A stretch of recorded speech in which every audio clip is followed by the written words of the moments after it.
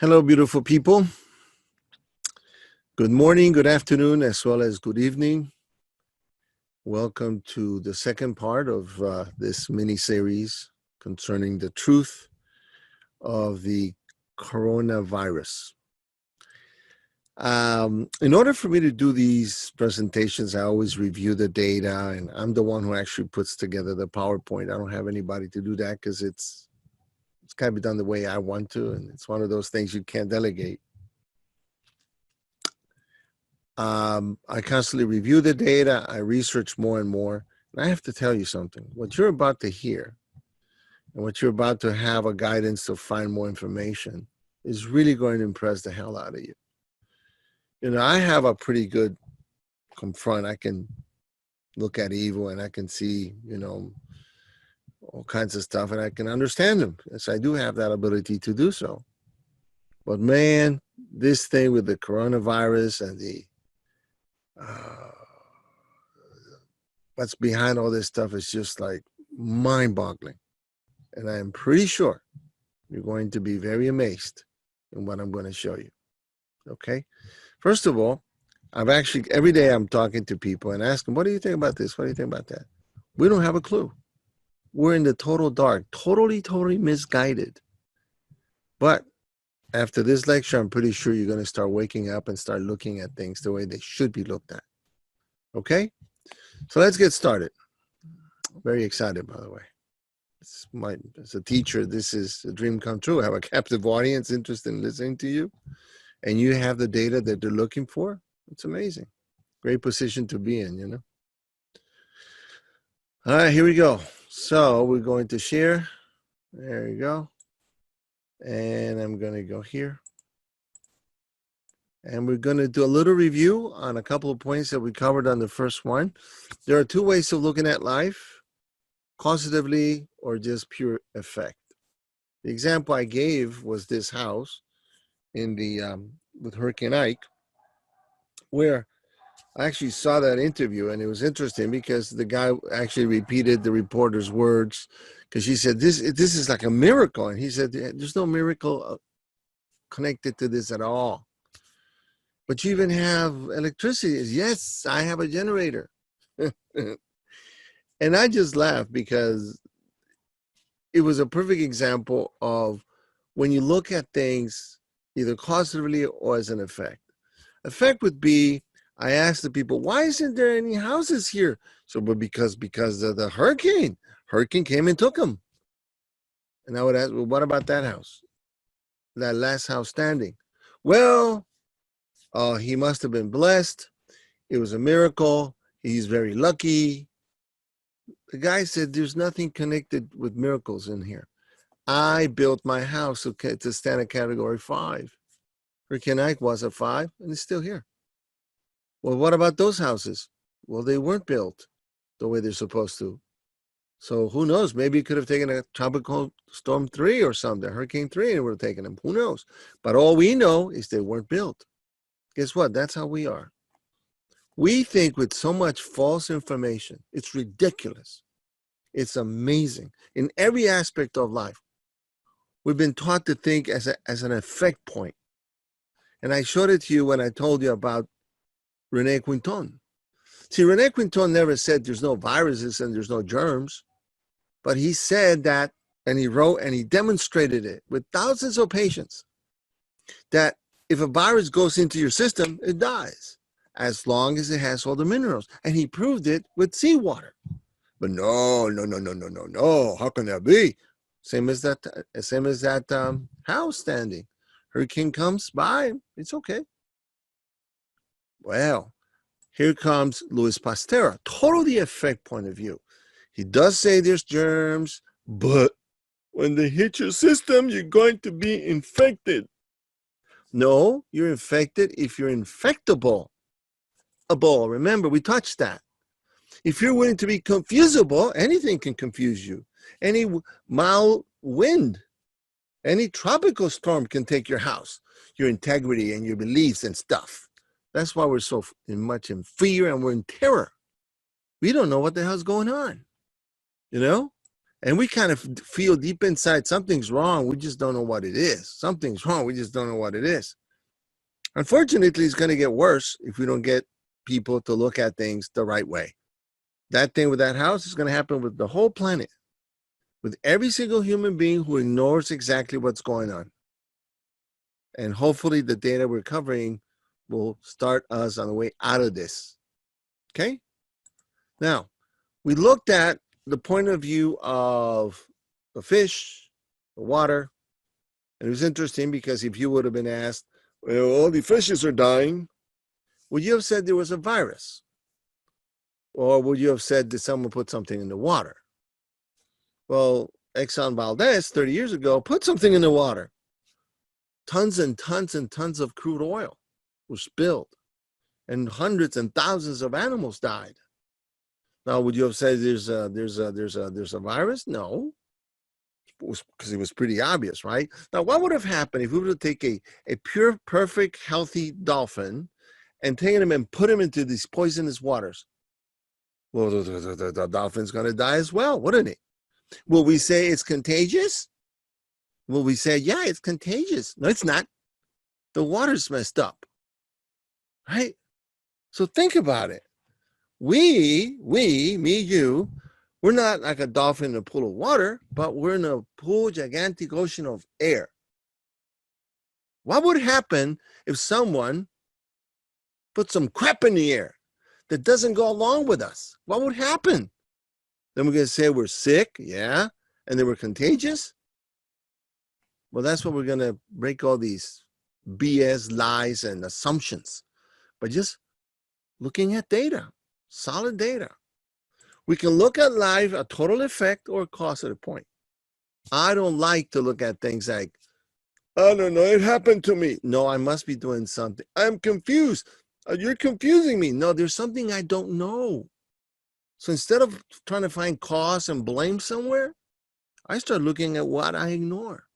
That's exactly what I did with this research on the coronavirus. When I started hearing about it, I said, you know, something don't make no sense, but I'm not really much interested. But then everybody started asking me, hey, what do you think? What do you think? Okay, let me look at it. It's very simple. It took about, what, a couple hours? 3-4 hours to just pull the string and find out what's really going on? Interesting, isn't it? Okay, so let's continue.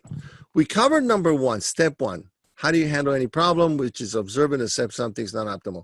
I think we got that one down, done it. There's something not optimal about the whole planet being paralyzed. The whole planet. Could you ever think of anything that could have done that? Even Vegas, or so it's all about money and this and that. That's even shut down. And it's not about China creating the deficit and this little cult of 2%ers, which I've heard, it's all crap. As you'll see it, it's all crap. People are just assuming things. You know, we're so much confusion, we grab onto anything, like we're falling off a ledge or something, we grab onto anything. But the truth is, we have a situation, don't we? Something's definitely out.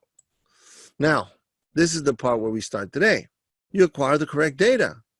Hopefully, this makes sense to you. I have tons more than what I'm going to show you today, but these are the most key ones, so you can start thinking with this information, and then you tell me what you start seeing, okay? Now, once we get the correct data, we investigate with that information and we find the right cause. That will be on number 3 and number 4. But you're just going to start getting it. Just with the data, you're going to start going, oh my God, this does make sense, doesn't it? So here we go. There's this expression, game changer. And a game changer is like, hey, I'm playing basketball, round ball. Then someone says, oh, my, rules of the game, you can't touch the ball anymore with your hands. You can only kick it. And you don't put it on that, you know, you put it in this part where there's a goalie standing, right? Goalie part, right? That's a game changer. Same ball, still round, not maybe not the same ball, but it's a ball. Okay, pay close attention to what I'm going to show you.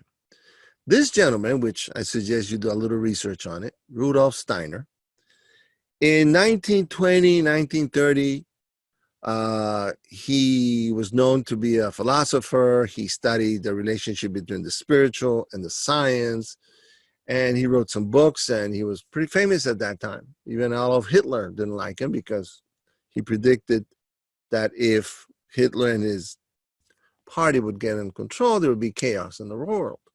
Well, he was right. Parabuoyant kind of thing, you know? So anyway, here's what it's about, Rudolph. In 1918, after the Spanish pandemic, when asked what was this all about, this is what Mr. Rudolph replied. Viruses are simply excretions of a toxic cell. Viruses are pieces of DNA or RNA and other proteins that come out from the cell.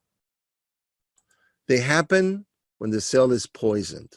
It's like when you're poisoned, you start vomiting and then the runs and stuff, right? They are not the cause of anything. Now, you see why that would be a game changer? Holy cow. Whenever exposed any biological system like me, you, a plant, an animal, to a new electromagnetic field, you poison it. You kill some and the rest go living longer but sicker. So that means that, yeah, we're going to survive, but we're not going to be as healthy as before. I mean, there'll be the increase of cancer, diabetes, blah, blah, blah, blah, blah, you know, the whole routine. Because we're calling a virus something that isn't. Viruses, according to him, are not contagious. Just like if I take the dolphin and put it in the dirty water, we can't say, oh, the dolphin got contagious by the other dying sick dolphins. No, it's the water. You see what we're saying? Why is that house still standing? Because the hurricane forgot to hit it. Why are those? Oh, the hurricane did hit them. That's the kind of stupidity we think with. Here we go. In the late fall of 1917, there was the introduction of radio waves around the world. First time ever humans were exposed to this. Who would have thought? And then 6 months later, we have a pandemic, the biggest one in the history of man. Hundreds of millions of people died. Interesting, isn't it? But let's see, let's continue. Here we go. The Boston Public Health Commission in 1918, decided to investigate the contagiousness of the Spanish flu. They took hundreds of people infected with the virus, sucked their snot from their noses as well as blood, and injected it in healthy people who did not have the flu, and not one time can they make the next person sick. Are you kidding me? They did over and over again and were not able to demonstrate contagion. They also did it with horses who apparently had the flu. They put bags over their head. The horses would sneeze and salivate, whatever they do, on a bag. And then the bag was placed in another healthy horse, and not one horse got sick. The same example. If we take the dolphin, obviously, from his healthy environment and put him into the dirty environment, he's going to get sick as well. But we can't say it's contagious because the other dolphins had a virus.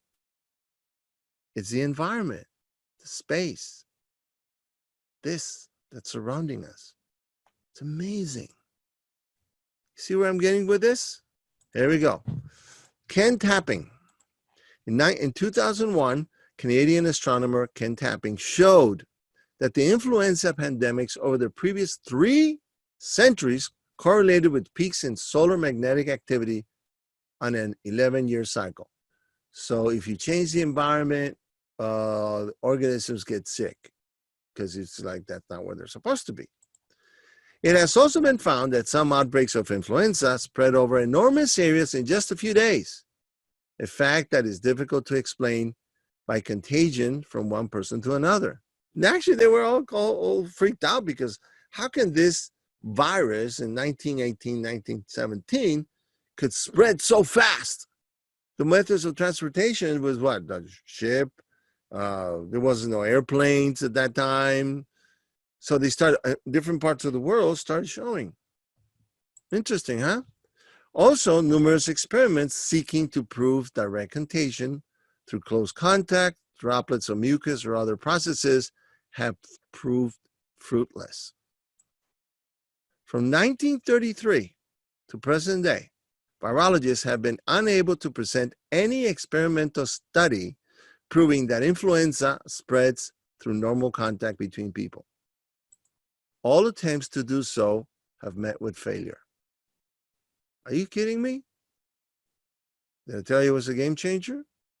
Now, if this is true, and we can verify with more factual data, we totally will be not only stunned, amazed, but incredibly scared once we find the rest of the information of what's happening.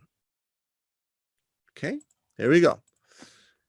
Guglielmo Marconi. In 1904, bees began to die on the Isle of Wight. This is a small island under England, the south of England, following the installation of radio transmitters by Mr. Marconi. The truth was that after a year and a half of experimenting with radio transmitters in full health, at the age of 22, Marconi began to develop fevers. These attacks continued for the rest of his life.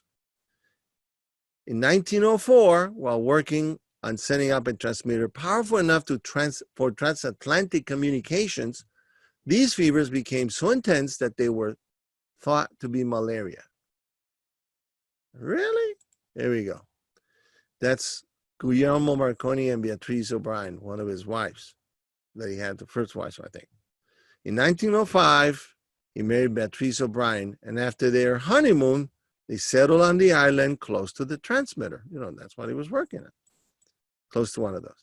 As soon as Beatrice had settled in, she began to complain of tinnitus, which is ringing of the ears. After 3 months, she fell ill with severe jaundice. I don't know if I'm saying that right, but it's basically a condition in which the skin, whites of the eyes, and mucous membranes turn yellow because of a high level of bilirubin, a yellow-orange bile pigment. Okay. She had to return to London to give birth to a baby who only lived for a few weeks and died of unknown causes. During the same period, Marconi spent several months suffering from fever and delirium. No kidding. Between 1918 and 1921, he suffered suicidal depression while working on a shortwave transmitter. In 1927, while on his honeymoon from his second marriage, he collapsed with chest pains and was diagnosed with serious cardiac disorders. That kind of makes sense, doesn't it? Look, all of our organs are electrical. I will show you some data on that later. Every part of our body is electrical. Between 1934 and 1937, while he was developing microwave technology, he had 9 heart attacks, the final one killing him at the age of 63. There goes good old Marconi. Anyway, that's just data, isn't it? Let's continue. Here we go. Queen Victoria. You remember Queen Victoria? You don't remember that? We're too young for that, huh? On the same island at Osborne House, which is a sort of a very fancy resort or pass. It's a place where people. It's got a lot of history and stuff. Anyway, Queen Victoria suffered several hemorrhages and died on the evening of January 22nd, 1901, just as Marconi was putting a new transmitter into operation less than 13 miles away. There goes Queen Victoria, and that's the Osborne House. In 1901, there were only 2 transmitters, while in 1904, there were 4, making this island the most irradiated place on the planet, leaving bees no room for survival. In 1906, a survey revealed that 90% of the bees had completely disappeared for no apparent reason. No kidding. New colonies were brought to the island, but these likewise died within a week. There goes the bees. What about the birds and everything else that depends on that space we call air? Imagine that. So here we go. I wonder if you find any similarity right now. Public places are ordered closed. That was in 1918, I think. But anyway, this epidemic spread across England and then across the Western world, and then gradually stabilized until the armies equipped themselves with various high-powered radio transmitters towards the end of the First World War, triggering, as we have seen, the Spanish flu pandemic in 1918, which actually began in the United States at the Naval Radio School of Cambridge, Massachusetts, with 400 initial cases. That's where it started. I wonder why. Huh? I wonder why. It was the Naval Radio School of Cambridge. Okay, here we go.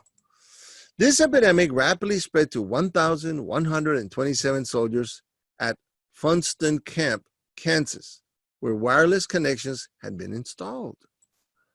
What intrigued the doctors was that while 15% of the civilian population were suffering from nosebleeds, 40% of the Navy suffered from them. 15 to 40. What were they drinking or what? Well, they were closer to it. Makes sense, doesn't it? Other bleeding also occurred, and a third of those who died did so due to internal hemorrhaging of the lungs or brain. Hemorrhaging? Ooh, no kidding. These symptoms are incompatible with the effects of the influenza respiratory viruses, but totally consistent with the devastating effects of electricity. You start to wonder why you didn't know this? There you go. Another incongruity was that 2/3 of the victims were healthy young people.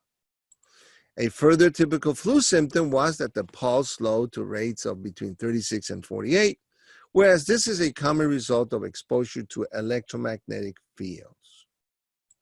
The military physician, Dr. George A. Soper, testified that the virus was spreading faster than the speed of movement of people. There's the doctor. It's all in writing, man. It's all registered. It's all recorded.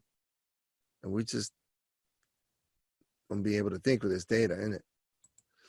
Various experiments were conducted attempting to infect subjects either by direct close contact or by inoculation with mucus or blood, but the experimenters were unable to demonstrate any infection by these means. Oh my God. Did I tell you a game changer? Here we go. To prevent influenza. Here we go.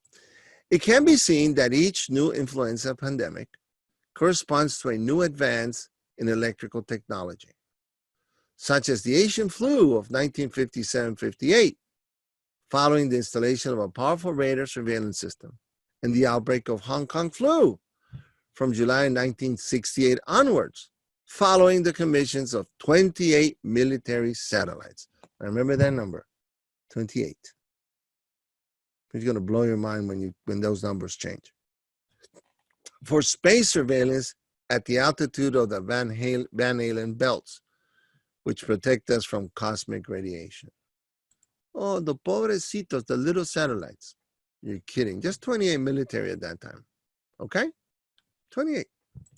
Here we go. Now let's look at the heart, okay?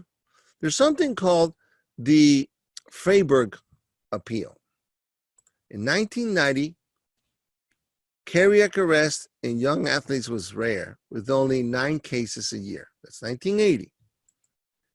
From then on, cases steadily increased by 10% per year until 1996, when the rate suddenly doubled to 64 cases, rising to 66 in the following year and 76 in the last year of the study. The American medical community could find no explanation for this. I wonder why. While in Europe in 2002, not long ago, German environmental physicians launched an appeal calling for a moratorium on antennas and cell towers, as the waves they were emitting were causing cardiovascular disorders. That was the Freiburg Appeal. Look it up. See if it's true. I understand that. But here's what I found on that, the Freiburg Appeal. 10 years ago, physicians of the Freiburg Appeal called on their colleagues, the public, and the politicians, and health officials in charge because they were deeply concerned about the health of their fellow citizens. This doctor's appeal, in which they strongly warned about the dangers of wireless radiation, was translated into many languages and supported by more than 1,000 physicians and more than 36,000 people worldwide. Over the past decade, the evidence of serious risks have been increasing and accumulating worldwide. As physicians, we observe a clear increase in health symptoms when radio frequency exposure levels increase with regard to distance and time, especially in the case of heavy does it say cell phone use? Yep. And in the vicinity of DECT, cordless phones, Wi-Fi, and cell towers, including problems falling asleep and staying asleep, chronic fatigue, headaches, migraine, vertigo, tinnitus, unhealthy blood pressure levels, no kidding, and arrhythmias, concentration and memory problems, learning and behavioral disorders, and more frequent incidence of ADHD, attention deficit hyperactive disorder, I think it is, among children. No kidding. Stress, huh? And numerous studies of independent scientists have now confirmed many of these observations made by physicians. Apparently, no one's listening to them. You'll see why. Here we go. Here's Mr. Dr. Samuel Milham. Buy the book and read it. Dirty Electricity. You'll start answering your questions. He's an epidemiologist at the Washington State Department of Health. He showed through his work that cardiovascular disease, diabetes, and cancer are largely, if not entirely, caused by electricity. You're kidding. Nah. Here's some more. This is what I tell you, it's stunning. Here's this guy here, Włodzimierz Sedlak, the father of Polish bioelectronics and electromagnetic theory of life. Here we go. In the 1960s, the biologists Alan Frey and Włodzimierz Sedlak showed that our organisms definitely have a bioelectronic component, and that some of our cells sometimes behave like conductors or capacitors or semiconductors, transistors, like the components that we find in our electronic devices. So we can actually be charged up, short circuitry and stuff. Damn. Here we go. Now let's talk about one of our favorites, diabetes. Okay? You remember this guy? Thomas Edison. Watch. Thomas Edison, who was involved in discoveries relating to electrical technology and was therefore exposed to electromagnetic fields to a far greater extent than his fellow citizens of the time, was diagnosed with diabetes, a disease that was very rare in 1889. Interesting? How about this guy, Alexander Graham? Another researcher, Alexander Graham Bell, who worked in the field of telegraphy and invented the telephone, in 1915, he too was diagnosed with diabetes. Oh, it's a coincidence. Let's kind of carry on. How about obesity? This one, you're going to love this one. The excessive intake of toxic, addictive sugar in our modern diet naturally provides a convenient explanation of why diabetes, including diabetics, affects more than half of all Americans today. However, this explanation is too simplistic. Too simplistic? Yep. Everyone's going fat. Oh, it's the age, I just gained a pound. That's how it works. Here we go. Dr. Evan Jocelyn showed that between 1900 and 1917, sugar intake had increased by 17%, while mortality from diabetes had doubled. Those numbers don't make sense. See what I mean? So something's happening. Later in 1987, a study of Native Americans showed radically different rates of death from diabetes, depending on territory. Territory? Not on diet? Ranging from 7 per thousand in the Northwest to 380 per thousand in Arizona. Uh-oh. During those years, neither lifestyle nor diet could explain such a divergence. I think someone's in trouble with their diet theories. One environmental factor, however, can indeed explain such a difference. The electrification of Native American reservations proceeded at different paces, and those in the Northwest were only electrified much later. Oh my God. By contrast, the Arizona reservation lies in the immediate vicinity of Phoenix, Moreover, this Native American community had its own power plant and its own telecommunication systems. There you go. That kind of explains something. I mean, it's too much of a coincidence, right? How about this one? More on sugar, but from Brazil. You start looking at this data and you go, are you serious? Why have I never ever seen this stuff? Huh? Another example is the production of Brazil, a major sugar producer for centuries, where diabetes was still unknown in 1870, and after it had already emerged as a disease of civilization in North America. Even today, Brazilians consume 70 kilograms of refined sugar per year and per person, more than North Americans, and yet they still have 2.5 times fewer cases of diabetes than the USA. Does that make sense to you? Doesn't make sense, does it? Okay, here we go. How about this country here? See that country right there? Bhutan.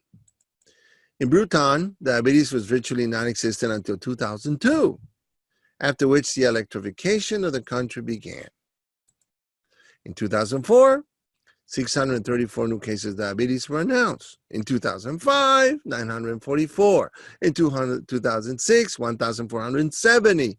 And in 2007, 2,540 with 15 deaths. In 2012, there were 91 deaths, and diabetes was the 8th leading cause of death in the country, even though people's diet had not changed. There was no McDonald's there yet or something, right? To say, well, it was the junk food. Really? All right, here we go. This is the part that's going to get really touchy for many of us. Cell phone technology. Let's see if you knew this data. That's the first type of cell phones that came out. In 1997, there was a 31% increase in 1 year in the number of cases of diabetes in the United States in a single year, which precisely correlated with the mass introduction of cell phones in the country. 31%. Now, does that tell you anything? I wonder what's happening now. Here we go. How about this other one? This one's actually funny. Cardinal Roberto Tucci, who's a cardinal. In February 2011, which is about 9 years ago, the Supreme Court of Italy accused Cardinal Roberto Tucci, the outgoing president of Vatican Radio, of having created a public nuisance by polluting the environment with radio frequencies through negligence. In fact, in the period from 1997 to 2003, the children living within a 12-kilometer radius of the radio antennas had an 8 times higher rate of leukemia, lymphomas, or myelomas than those who live further away. The same held true for adults with a rate 7 times higher. There's data. See if that makes any sense. But it's going to get better. Don't worry about it. Watch this one. I hope this picture impinges. Okay. Cancer death statistics show a clear correlation between the electrification of countries and cancer rates. For example, in the US, the rate was 6.6 per thousand from 1841 to 1850. And subsequently more than doubled from 1851 to 1860 with a rate of 14 per thousand. The true explanation of this can be found in the mass deployment of the telegraph in 1854. How about that? In 1914, there were 2 deaths from cancer among 63,000 Native Americans living in reserves without electrification, while in the rest of the country, the cancer mortality rate was 25 times higher. Does that make sense? I mean, pinch me, because I can't believe this has been written, and we don't know about this. Between 1920 and 1921, following the introduction of the first AM radio stations, cancer mortality increased by between 3 and 10% in Western countries. How about that? So, The statistical graphs of death rates from cancer, as well as from diabetes and cardiovascular diseases, broken down by the degree of electrification of American states in 1931 and 1940, are likewise very explicit, leaving no doubt whatever that electrical magnetic fields play a role in the increase of cancers. So now let's take a look at the house. I have some videos I recorded, which I'm going to share with you. If you take a voltmeter and go around the house, not touching anything, the voltmeter picks up current, which should not pick up anything. They're like in the air. There's different types of sensors, and they'll tell you. Are you serious? How about some little bit called Wi-Fi? I wonder if that has anything to do with the water and the dolphin. Here we go. Let's continue. This one's really a nasty one. This is scientist Neil Cherry. Here we go. In 2000, less than 20 years ago, Neil Cherry analyzed the cancer rates of children in San Francisco in relationship to the distance between their home and the television and FM radio transmitters on Sutro Tower. There's a tower. I'm going to show it to you now. Children living on hills or ridges were more affected. Those who lived within 1 kilometer of the antenna had a 9 times higher incidence of leukemia, a 50 times higher incidence of lymphoma, and a 31 times higher incidence of brain cancer. Overall, an 18 times higher rate than those living outside the 1 kilometer radius. Now, I don't know, guys, but if this shit doesn't communicate, I don't know what would. Our own family members dying or us getting very ill to wake up? Data is data, man. Data is data, okay? So, that's it for part 2. If you're interested in receiving the truth of the coronavirus part 3, and if you're still interested in getting the rest of the data and how all this turns into coronavirus and what the future holds for us, if we're going to do shit about it, write me to or WhatsApp and I'll send you 3 like I sent this one. Or at this other one, info@applicableanswers.com or info@henryospitia.com, whichever you feel more comfortable. And I promise you I'll send you part 3. I also promise you that once you put all the dots together, you'll have the whole scene. There's no one's against us. There's no China against this or that or the 2%ers. That's all bullshit. I hear this shit and I'm like, it's all games. This is not a game anymore. Everyone's screwed. Everyone. You and me, your mama, my mama, everybody else. Your son, your children. If we don't do something, we're all going to go to shit. That's what I can tell you. So once you get the rest of the data, it's a little bit scary. There's no beliefs in this. It's not if I'm going to have my positive energies and my negative, and listen to me. I don't care about what religion you're in. I don't give a shit about your beliefs. You're being affected right now. You don't know why. Do you understand? Just get the data. I'll see you in part 3.